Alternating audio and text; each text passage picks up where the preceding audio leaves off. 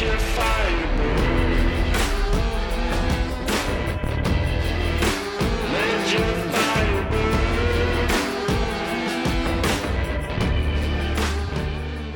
Before we get into today's show, I wanted to talk to you guys about a recent addition to our website at porcupinepov.com called Help Support Us.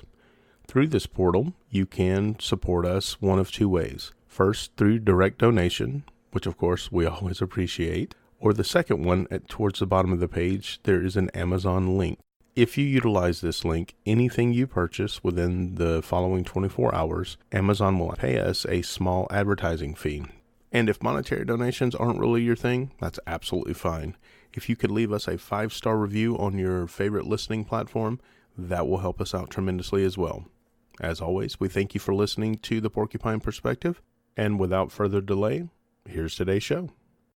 Hello, everybody, and welcome back to The Porcupine Perspective. I am joined in studio again by my co-host, Evelyn. Hey, everybody. How are you doing today? I'm doing all right. I'm kind of tired of the allergens going around and the near constant rain that we are experiencing lately, but hey, spring in Kansas. Ain't it grand? Whatever. Ain't it grand indeed. That is two things we're definitely in abundance of right now. Allergens and rain. I saw that they actually had to shut down one of the interstates heading out of town. So we're trapped. Flooding everywhere. Well, it's easy to flood when you're flat. Yeah, they didn't put that in the Wizard of Oz, did they? No, they did not. Tornadoes they did not get the flooding that we see all the time. I don't know if you've been keeping up with the news lately. I saw something, and I'm not going to dive too deep into it because, God, this is just getting beaten again and again and again. But I saw today that Congress has, of course, subpoenaed all of the records from this latest investigation into Trump. Now, what they were given was a redacted version of the original files, which redacted is that nice, cute word that the government uses whenever it takes a black marker to the stuff that they don't want you to know about. Now, keep in mind, this is Congress that actually issued this investigation, and there's parts of it that they can't see. Mm-hmm. Well, as you can imagine, they're not very happy about this. So they subpoenaed the investigator, or the attorney general, and they want the original records. So Trump decided that he is going to cite executive privilege and prevent them from receiving the full, raw report. Of course he did. Well, the question I have to ask is this, and again, I'm not going to spend too much time on it. If you're not guilty of anything, what are you hiding here? Isn't that what the government tells us? You know, if you've committed no crime, why should you worry about whether or not we're eavesdropping on your phone calls? But how the hell does a singular person have the ability to tell everyone else that, no, you're not privy to this information? I mean... Well, you said because he has executive privilege. Yeah, that's a polite way of saying, go fuck yourself. I get to decide what you do and what you do not know. But this is the guy that was touted as going to be the one to drain the swamp. He was going to be the person that was going to be different. Oh my gosh, every person going into office is always going to be the one that's going to be different. And come on. Didn't we talk about that a couple episodes? If you go into this thinking any of that bullshit is actually true, you deserve what you get.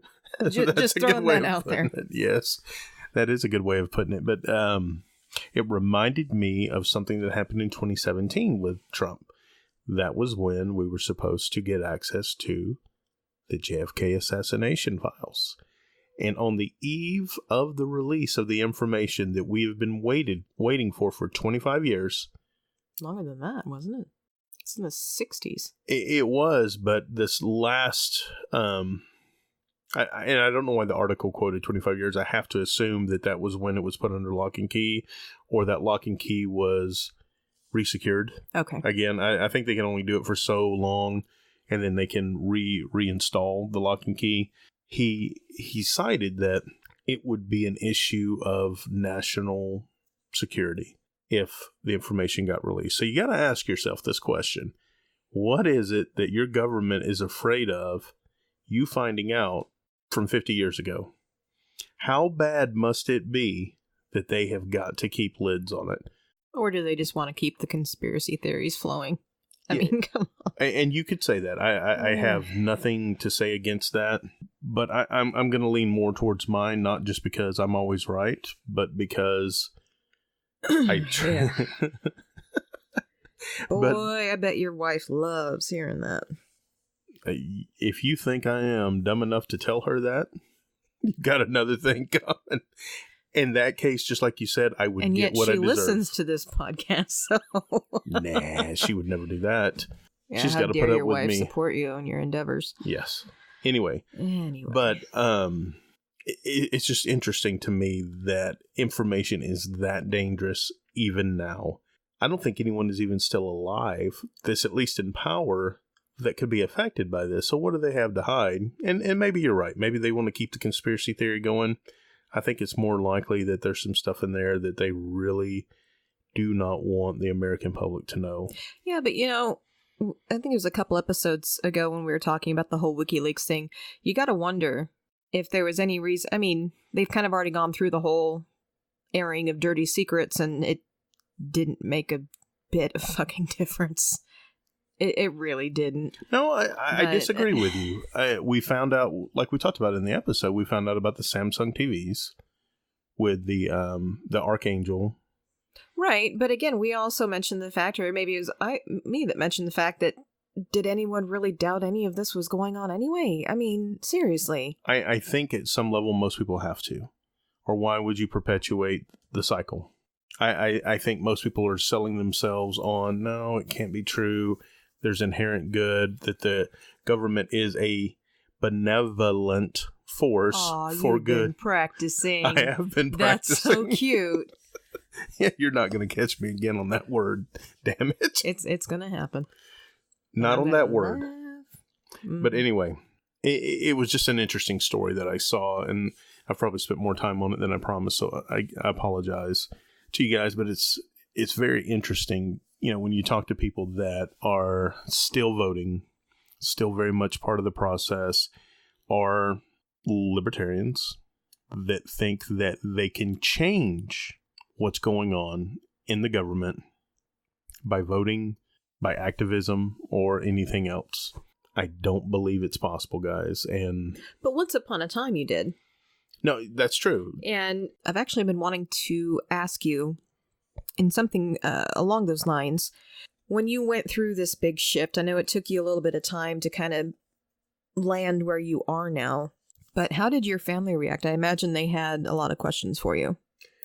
I'll be honest, I didn't speak too much about this with my family. Now, obviously my wife, I did, but although we spoke about politics within the home, there was nothing really to speak about other than I didn't know where I was going. I didn't know where I was at. And it was literally on a daily, hourly, I would say even an hourly basis on certain days where the ideology was crumbling and crumbling so fast. Because as soon as you identify something's a problem and you remove it, it's like a Jenga tower. The rest of it is getting weaker and weaker. And sometimes when you pull, the smallest stone from the wall or the foundation that you've built up, other stuff stuck to it, and it crumbles away depending on where it's at. So it was happening so fast. Now, granted, it took a while, but in my mind, it was so fast. When you've got close to 40 years worth of ideology and foundation and principles, at least what you consider principles,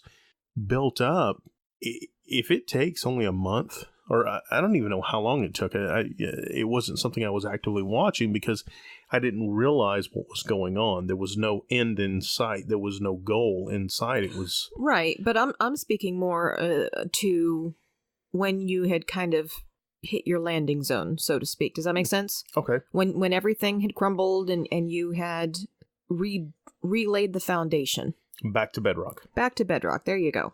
I've heard you speak in the past before about how you had a lot of discussions at length with your father-in-law about a lot of that. So what kind of question? And that's why I think where I was wanting to go with this episode is more focusing on kind of general questions that come up with the whole movement going into it. So if you're cool with that, we may kind of focus on some questions this time around. But what kind of question did you deal with? Because you've always been very outspoken about where you stood politically and socially and ideologically for as long as I've known you. And so, and I know you and your father-in-law are really good friends. So where did that conversation start? That's a very good question. I don't remember the exact, like a turning point conversation. A lot of what I would discuss was similar to what I would discuss with some of my more trusted friends that I have at work, where there would be a concept. Okay, so how about this then? If someone asked you to explain your entire political ideology in one sentence, what would it be? Do no harm, take no shit. I mean, I know that sounds flippant, and it's not meant to be, but in reality, if you are reduced down to an entire belief system, or actually, I guess a better word would be a lack of belief system, to put in one sentence, that is the core tenet. That is bedrock. We do no harm. We do no harm to anyone that is not intending to do harm to us. We also do not do harm to their property. But at the same time, if someone is intent on doing you harm, you have the right to defend yourself. Okay. You're when you're speaking about the lack of, what did you say again? I'm sorry. Belief. The lack of belief. Are you speaking in terms of the anarchy beliefs or with your atheistic views?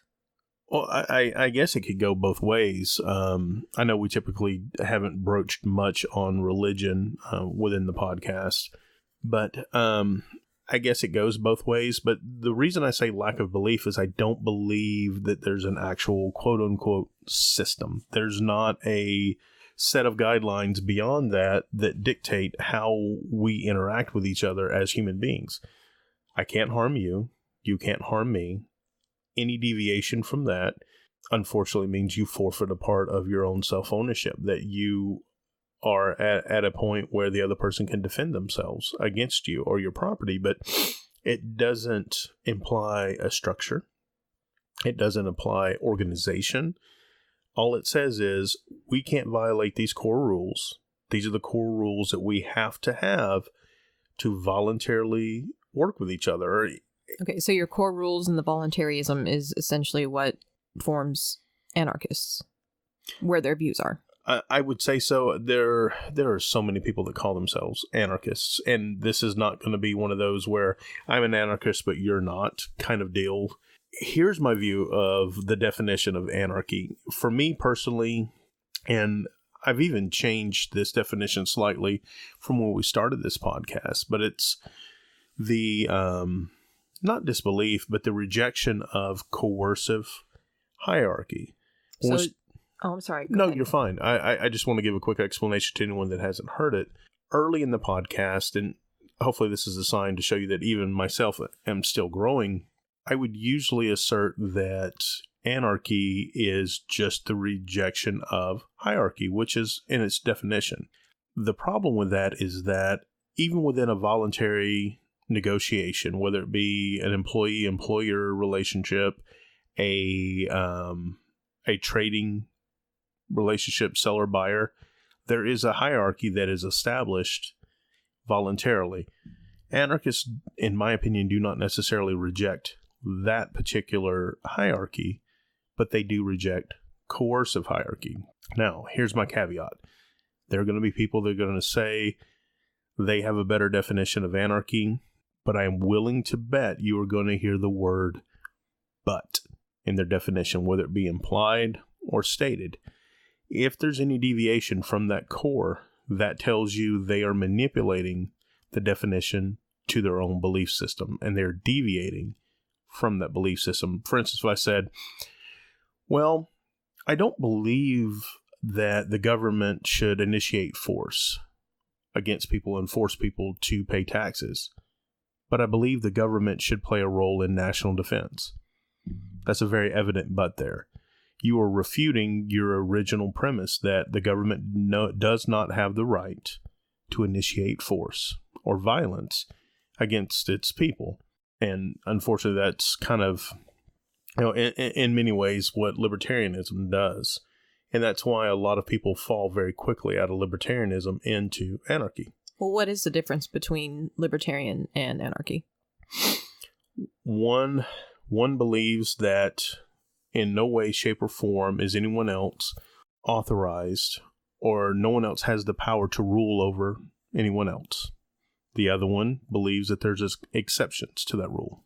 Okay, so the first being anarchy, second being libertarian. Exactly. They believe that there's a necessary function to the state, that society cannot exist.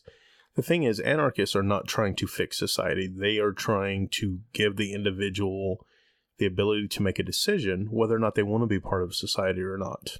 Okay, well, I'm going to ask the question then that I think is asked in Scorn often. But how does it go? Why don't anarchists just move in order to live their dream?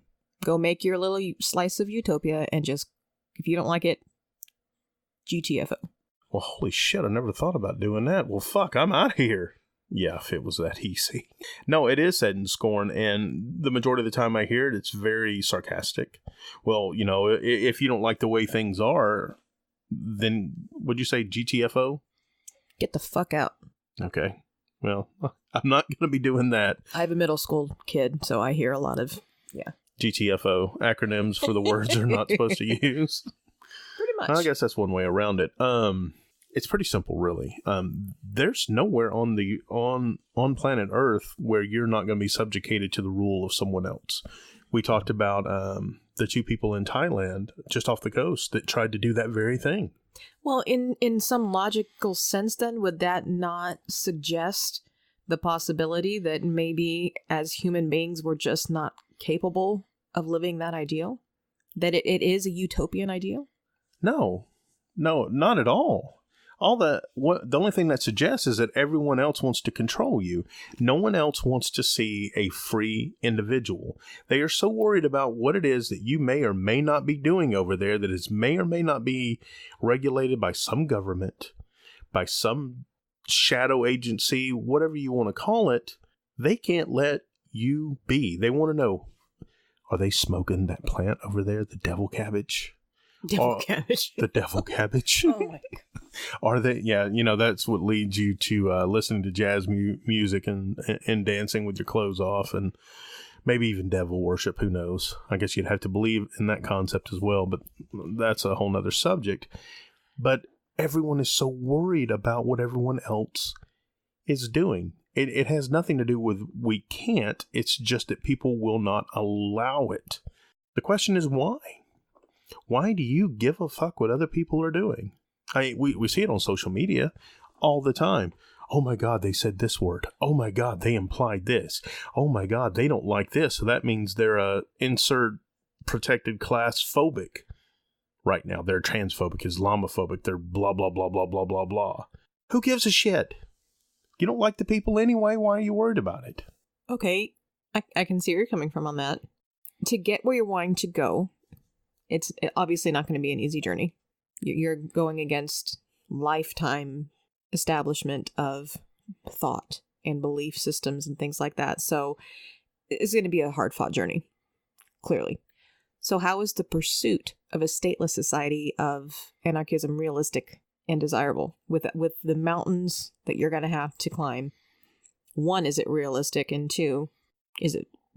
obviously, I think in your point of view, of course, it would be desirable, but for most people who are comfortable and exist within this realm or bubble or whatever you want to call it, what do you think?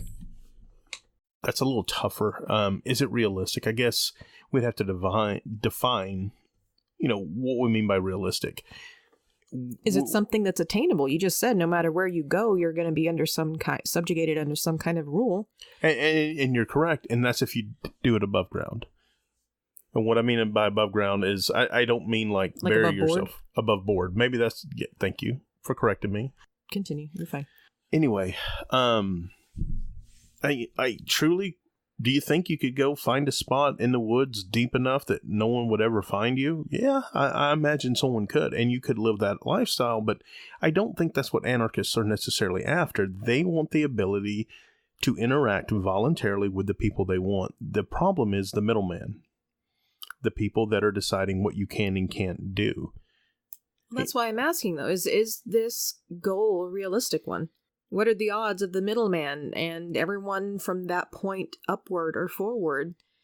Here's the problem with the question, and you didn't let me get to it. Realistic in my lifetime, realistic before humanity destroys itself, realistic by the end of the year. Yes. There's time frames in there. Above. By the end of the year, of course not. In my lifetime, doubtful.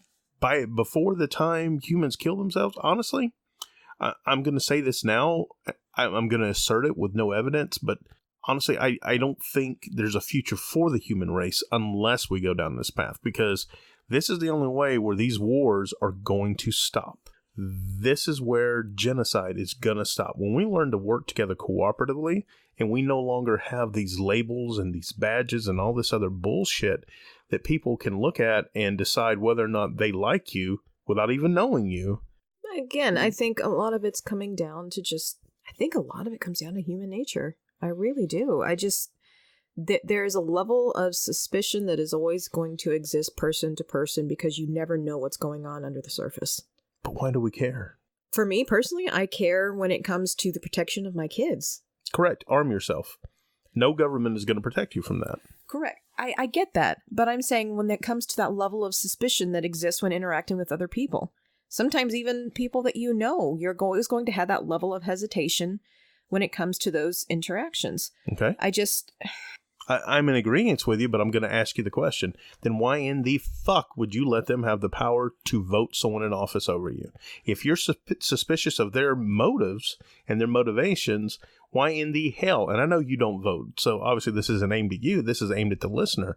If you are truly suspicious of your neighbors and the other people around you, why would you give them the power to make decisions on your behalf, to send people, armed mercenaries, to your house to enforce the laws that they want? If you truly distrust everyone else on this planet, why would you subjugate yourself to that system? Okay, well, that leads me to another question. Of course it does. That's the point of this episode, right? Apparently. Okay. And I think this one goes without saying, and if anybody's listening wants to laugh at this question, go ahead, but it's going to lead me down a path of others. Just bear with me. Do you believe politics is a crooked game? Well, that's one of those questions. I mean, the answer is obvious, of course, but there's something, I would have to say there's something underlying in there that's a little more in depth. Of course, I'm going to say that politicians are crooked, but why do you think they're crooked? Before I answer, I want to get your input here. I would assume it has something to do with the pursuit of power. God damn, you're good. That's really close to what I was going to say. Actually, very close. To me, one of the most abhorrent things that a person can do, other than obviously, harming a child, murdering a person, is seeking control of another human being. And that is exactly what a politician is doing. And they want to do it so bad that they are willing to pay money to control you. What is more crooked than that? Well, I was wondering that question in particular just because you guys hosted and had a longer interview with a potential presidential candidate. Dan Behrman. Mm-hmm. So it was an odd thing for me that you guys did that, knowing your belief of the current system, I guess. That one threw me. Because, and you will hear me say this again and again, if you are not constantly retesting your beliefs and revisiting your beliefs and giving someone any chance to prove you wrong, then you're doing yourself a disservice. If someone like that could come on here and take me and convince me that I need to go down and vote for him, that I need to campaign for him and support him, then I'm willing to give them that chance. I am always willing for someone, like you said before, I'm an atheist. Does that mean I don't listen to someone who is testifying about their experiences with God? Of course not. Would it be easier to believe what it is that I used to believe than it is now? Could I be happier? Potentially. I don't know. But if you're not allowing the contrary view into your life and at least toying with it and playing with it, like Legos, building and unbuilding and seeing what it turns into, how can you ever be sure that what you believe is right? It's an interesting point of view. Thank you for explaining that. I appreciate it. Now, and I've had a lot of people ask me that, and I have nothing against the guy. He sounds like a stand-up guy, and I will tell you, and I doubt he's listening, but I imagine he's pretty busy on the campaign trail. But if I were to vote, if I supported the system, it would be for a person like that, because honestly, he is a huge step in the right direction. And it's going to take, if you believe in politics and if you believe in voting and if you believe in government, to get the people that still want to subjugate themselves to a government, he is a stepping stone that is going to be quite necessary on that road. So you don't believe that he is pursuing power, so to speak? I never said that. I said he is. Okay. He is still a politician. He is still seeking power. He still believes that the government has a role in life. If the government is to have a role, that is power. So he's more libertarian then? He's absolutely more libertarian. He is not an anarchist by any stretch of the imagination, and he makes no allusions to that fact. Because if an anarchist was running for any sort of office, I don't think we would call him an anarchist anymore. Well, there is that. Now, that actually, okay, that's an interesting point. If he's still seeking power, but he's seeking to undo a step in the right direction, as you said, do you think that power can exist without conflict? Because that's where a lot of this stuff ends up. I mean, look, with everything that's going on, everything that you see going on with social media, like you were talking about, the whole deal with Trump, is breeding conflict in some way. So can that power exist without conflict being there? All right. I'm going to do what I usually do when we talk philosophy. No, you're going to start asking questions. Damn it. Well, we've got to make sure. It's my turn to do that today. No. You don't get to ask all the questions. That's not how this works. But it's a very simple question. You only have to think about it. The first question is, we have to take apart the question, and we have to make sure that we're using similar definitions. Okay, go. How do you define power? It doesn't matter. I'm not going to correct you. Just how do you define it, so I know how you're asking the ability or capability of exerting control or influence over others. Coercively or non-coercively, or does it matter? Either way. Okay, I'm just making sure. I want to make sure no one thinks we're talking about the electric company power, that we're talking about this concept. Now, before I answer the question, I'm going to throw one more out there. Do you think power exists? Or is it purely a concept? So much as we permit it to exist. Okay. Unless full force is exerted. It's kind of like happy. It's kind of like sad. You can identify it. You can... Right. But I think there's a difference between people who allow others to have power over them and those who have power forced upon them. If I'm say I'm at my job, which is in an enclosed building, which is a gun-free zone, and we have people pile into the room with fully loaded weapons and, the worst case scenario, obviously that is a situation where power exists because I'm not in a position to necessarily control my situation at that point. Okay, I was going to ask more questions because I'm interested, but I'm not because I don't want to deviate. No, you're fine. Like I'm deviating from the question. Again, it's an extreme example, and I apologize. I'm not trying to offend anybody with the recent shootings that have been going on, and maybe that's why that one popped into my brain. But I do think that there are situations in which power is enforced just through a stronger level of strength or firepower, whatever you want to call it. I don't know if I would equate it that way, but I see where you're going. I'm not saying you're wrong by any stretch of the imagination. And we weren't going to talk about what happened in Colorado because there's a lot of weird stuff that seems to be coming out of it. But keep in mind, you had multiple assailants and only one person who was breaking up the fight. So I don't know if it's necessarily a case of superior firepower grants you power, but I get what you're saying, that there is a certain amount of power that comes from the barrel of a gun. And if I remember correctly, it was Mao. I think it was Mao. Someone's going to correct me if I'm wrong, but that said that power comes from the barrel of a gun. It's our job to make sure government has all the guns and therefore all the power. But anyway, back to the question. Can power exist without conflict? So let's take the extreme example of taking conflict completely out of it. And let's say conflict is like you making me do something against my will, something I don't want to do at that time. So if I grant you power over me, but we're going to establish that that power comes with no conflict, that means you cannot make me do anything that I do not want to do or that I would not already do. Right. That's what I was saying on the other Would you side agree? of the coin. Stop. Okay. We're going to start with the baseline and then we move out. Okay.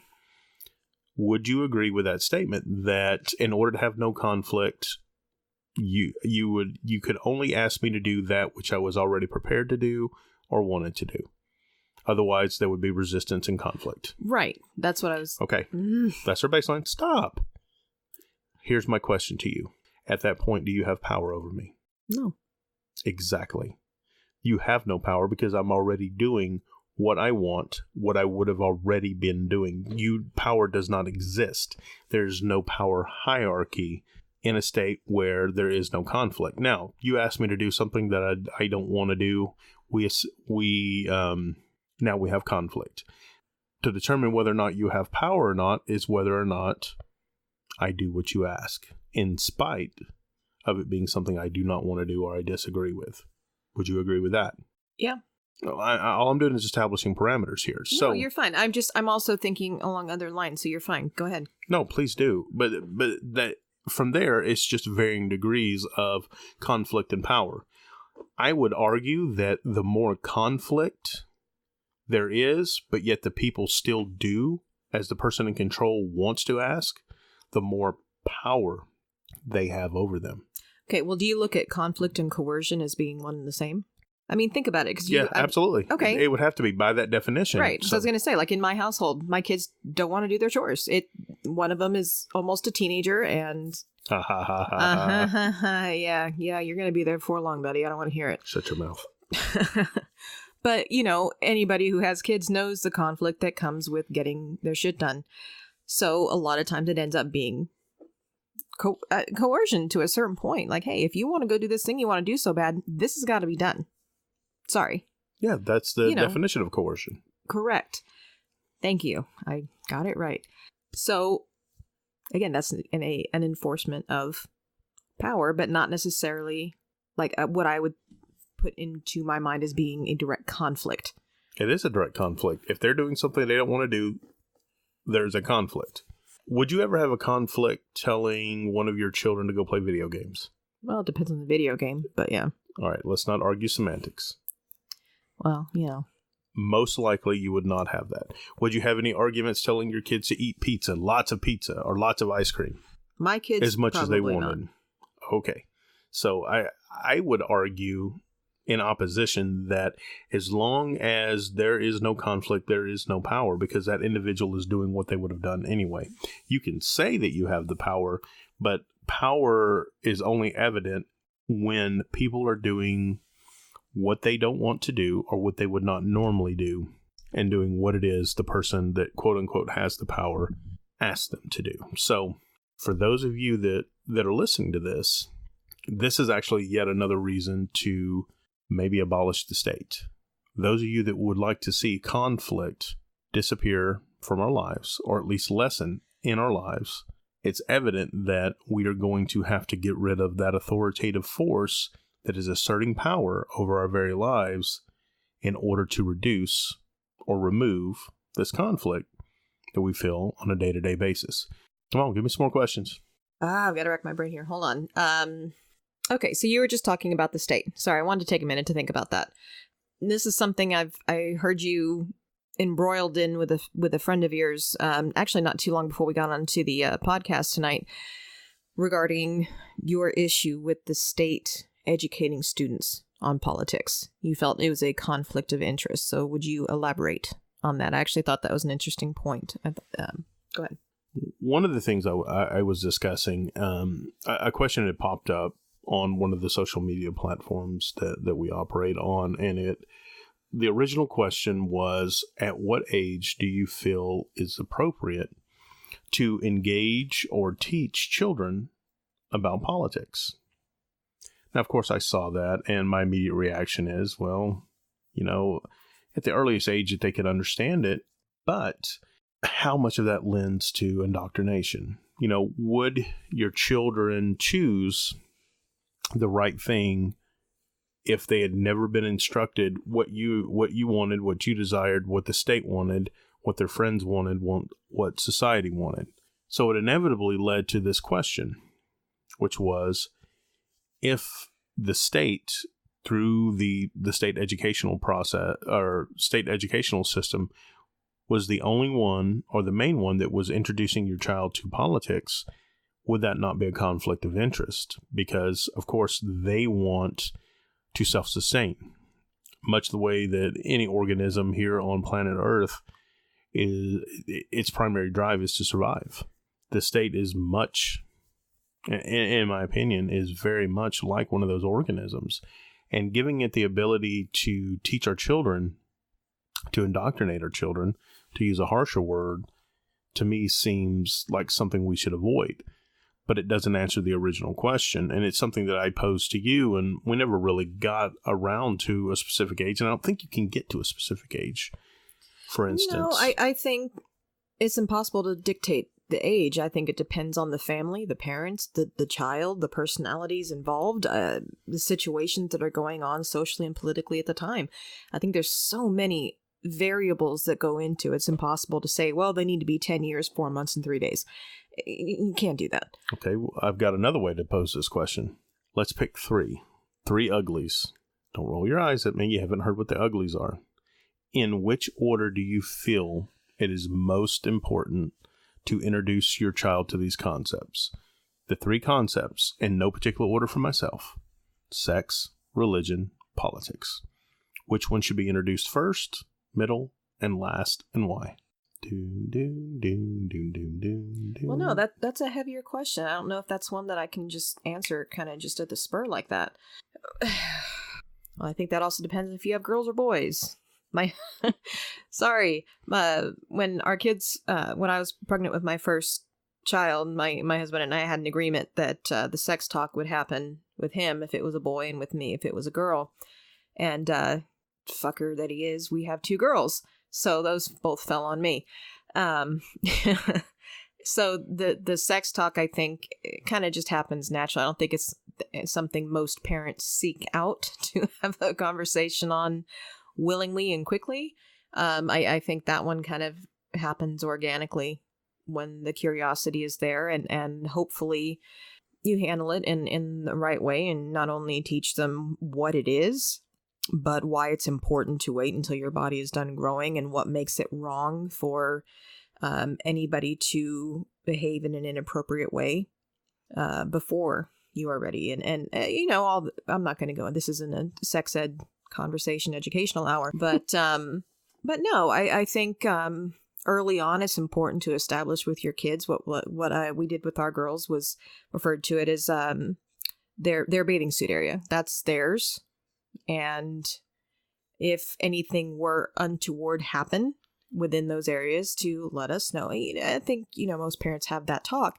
So if you count that as being a part of the sex talk, I think that happens early, just to make sure that there's some established mode of conversation should something happen when you are not present to observe. Okay, let me start there. With the religion talk, again, man, that's so dependent on the family and where your own personal belief systems lie. For some, it's there from the day they're born. Well, I'm going to take a sidebar here. Do you think that teaching your child politics and or religion before the sex talk makes the talk harder? Because inevitably within politics and within religion, there are concepts that demonize certain sexual behavior. Is it therefore harder to teach your child because they've already learned that certain, only boys and girls should be together and be married, or, insert whatever your local region dictates. But at what point does one become the other, or do you not teach certain ones? In the world we live in today, all 3 are pretty much intertwined. There's a lot of discussion about the separation of church and state, but let's be honest. I mean, they're all mixed up, and it's a big amalgamation of everything altogether. Sex exists within religion. God, if anybody doubts that, come on. Sex is clearly involved within politics. Mr. Crotch Grabber, president, preceded by Like, granted, Obama didn't really have anything. Good for him. But of course, we had Clinton. And I mean, and there's been scandals going back generations that some are publicized and some are not. But I mean, it's all tied into this big knot of shit that you just kind of have to break apart as it comes into their line of sight. Does that make sense? No, it does. I can't say that one has to come before the other just because I think it more often than not ends up being a direct response to the social, familial, social just world that we exist in, especially today with social media and media and everything being everywhere around you, and you're inundated with it all the time. I think conversations are happening earlier than they used to be, and maybe not even happening at all because information is being garnered from other sources. Let me ask you this then. Maybe I can drill this down a little bit closer to the area I want to focus on. Would you rather have the talk with your children about what sex is before or after, or not even have, it's not a binary proposition, before they learn about that God despises masturbation, for instance? Would you rather have the sex talk before or after that? Do you think that if they already have that pre-programmed in their mind, because they learned that in Sunday school, they learned it from their friends at church, or maybe they even learned it from the family, that it alters sex education, that maybe sex, in my opinion, let me throw this out here and then I'll give you a minute to think. I think the education on sex should be a blank slate. I don't think there should be any preference in one way or the other. No, other than, obviously, nothing should ever be forced. There should be no coercion within sex, obviously. I mean, that goes without saying. But anytime, in my opinion, you filter it through the lens of what is legal, what is not legal, what God frowns on or what God does not frown on, that it potentially creates problems. It can, but now you are... I can't stress enough how I think this is different from person to person and family to family. I asked you. I'm not asking. Me personally, religion is not a huge part of our household. I'm agnostic when it comes to that, politically and religiously. I can't tell you for sure God exists, doesn't exist. We have a Bible in the home. Should our children ever want to read it and pursue wherever they want to go, they can go that direction, and we'll support them within reason. If I won't go into all of that right now, but within reason, meaning, hopefully they don't go off and join some radical, crazy cult one day, is where I'm leading with that one. Scientology, it's okay. You can say it. Oh my gosh. But no, it's one of those deals within our home. If the questions are there, they can ask them. We also have some very good friends of ours that live next door to our home that attend church every weekend, and they're amazing people and people I consider to be as close to family as you can get.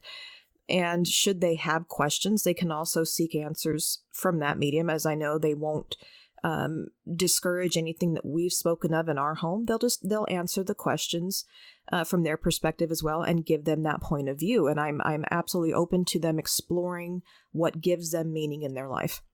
So in that context, like I said, it's all kind of in there. And my husband and I would never go forth and preach those things that are within the Bible. We're in a similar mindset when it comes to that, where, it's in there, it's in the house. If you want to explore it, that's fine.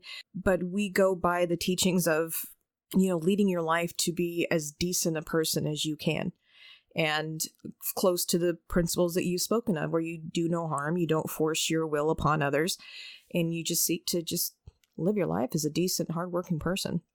And do your best to maybe do better by other humans if you can.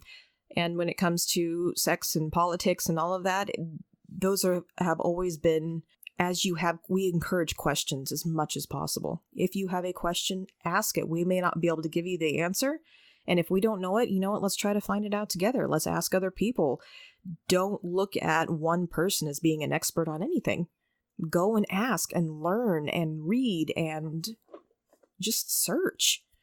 I'm going to go back a little bit, and this is something I've never talked about on the podcast, but I was introduced to a philosophy class as part of my associate's program when I was still going to college and still believed in college. God, I used to believe in a lot of things. I was dumb. But anyway, first philosophy class that I actually had, and I remember listening to our teacher, which was female, and she had a child. And on the first day of class, she was talking about the struggles of having a philosopher as a mom. And I chuckled about it, and I didn't really get it, and I'm building to something here. But she was saying that her struggle was like when her child would identify something that we know as red and say brown. She struggled philosophically with, do I correct my child and tell her that, no, this is actually red, and potentially change this child's outlook? That, you know, in her mind as a philosopher, she cannot assert that this is red and not, what's so funny? Go ahead. No, my sister and I have a thing. Whenever we're having a really bad day, we'll go back. I don't know if anybody's seen the movie Liar Liar, when he's trying to even lie to himself about the color of a pen. And he reaches his breaking point and he throws his hand on the desk when his secretary comes in. He's like, the goddamn pen is blue. And he keeps trying to say that it's red and he can't. You just made me think of that with the whole... Okay. Sorry. But anyway, her concern was that she would be polluting these concepts that her child had. You know, as a parent, should I instruct her on, this is what we call red. This is what society recognizes as red. And if you don't call it red, people will not understand what it is that you are stating, or wrestling with the concept of, well, is this actually red? Or is this just what I was taught as being red? So take that and, you know, go forward here about 20 years where I'm at right now. And I look at the same thing with my kids. Do I teach them my beliefs? You know, some of it inadvertently happens, especially in traffic, or if I see something on the news. My children are going to ask, Dad, why are you saying that? Why do you say these damn politicians or whatever else? Do you explain it? And potentially, you know, at that point, am I indoctrinating my own kids? Because I'm sitting here railing against the indoctrination that the state does. Is it any better when a parent does the exact same thing? Which is why, you know, I ask the questions. At what point do you introduce religion? At what point do you enter? And I know there's no certain age. I get it. But at what point is it no longer indoctrination? At what point do you feel that a child has reached enough maturity to learn these things? Because we start out with very fanciful concepts with our children. Easter Bunny, Tooth Fairy, Santa Claus. We introduce our children to lies immediately without a second thought. But with these concepts, we tell ourselves, for instance, that, you know, it's innocent that they believe in the Tooth Fairy. It's innocent that they believe in the Easter Bunny.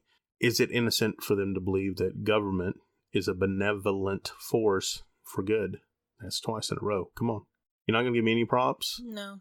It isn't any different of a fairy tale. For us, we've woken up from it. Just like a child that learns that the Easter Bunny is not actually out there, that it's not the Tooth Fairy. Right, but it's once I think your mind is opened up to the experience in the world around you, you kind of put the pieces together. It's not very often you see the kid whose world is crushed because Santa Claus isn't real.